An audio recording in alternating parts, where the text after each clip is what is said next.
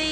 28 ខែ 12 ឆ្នាំ 2025 ឥឡូវកំពុងតែអ៊ុតអាធំប៊ីងមួយទៀតចាអញ្ចឹងការអ៊ុតតង់ធំនេះគឺប្រើកម្លាំងខ្លាំងណាស់បងប្អូនចាមិនមែនលេងសើចទេទីធ្លាក៏ធំចាកម្លាំងក៏ប្រើច្រើនចាទាំងការអុសទាំងការបិទអញ្ចឹងពុកម៉ែបងប្អូនទាំងអស់គ្នាដែលត្រូវការខ្នាតធំប៉ុណ្ណាក៏ខាងខ្ញុំធ្វើជូនបានដែរផ្ញើបាន25ខេត្តក្រុងតាមក្រុមហ៊ុនវិរៈបុញខំក៏បានតាមតាក់ស៊ីក៏បានអញ្ចឹងរាល់តម្លៃគឺបងប្អូនអាចសួរនាំមកកាន់អ្នកលក់បានចានេះគឺជាសកម្មភាពនៃការអ៊ុតជាក់ស្ដែងនៅថ្ងៃទី28ខែ 12 ឆ្នាំ 2025មើលទៅនោះគ្នាហើយសម្រាប់ខាងនេះគឺជាប្រភេទចាដេអញ្ចឹងបងប្អូនមើលណាពេលដេគឺចាប់ទាញចាប់យឹតនឹងឯងចានេះបងប្អូនຂະຫນາດធំខ្លាំងគឺចេញញើសតែម្ដង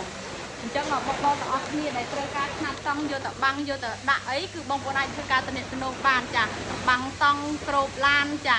ឬក៏ក្រាលបាត់ស្រះអីចាធ្វើការទំនាក់ទំនងបានណាផ្ញើបាន25ខេត្តក្រុងទីតាំងអ្នកលក់នៅក្នុងស្រុកស្រូវខេត្តកំពង់ធំផ្លូវជាតិលេខ 6A ចា